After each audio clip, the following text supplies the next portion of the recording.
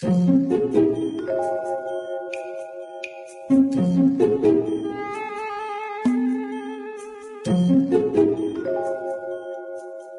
Audio presents the unabridged recording of The Case of the Sunbather's Diary by Erle Stanley Gardner, performed by Alexander Cendese.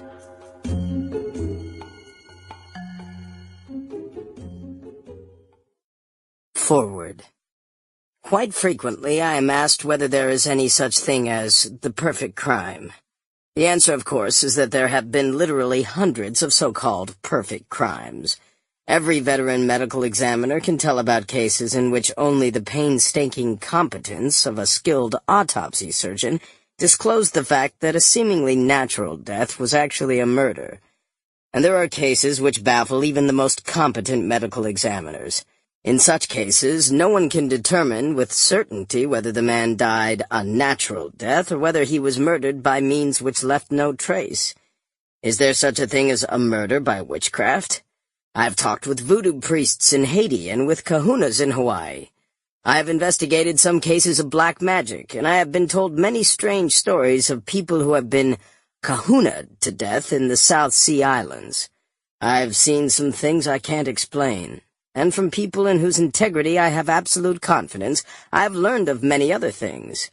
I've spent many hours with Dr. Alvin V. Majoska in Honolulu discussing the strange nightmare deaths of Honolulu. I first heard of these deaths when I was attending one of Captain Francis G. Lee's seminars on homicide investigation at the Harvard Medical School in Boston. Dr. Milton Halpern, the famous forensic pathologist of New York, was lecturing there and remarked that it was not always possible to determine the cause of death. He cited as an example that he had recently been called upon to examine vital organs from bodies sent him from the Hawaiian Islands, and that in each case it had been impossible to discover a cause of death. There was no sign of poison. The heart, lungs, brain, kidneys, and all of the vital organs were in perfect working order. These men had simply ceased to live, and medical science was powerless to find out why they had ceased to live.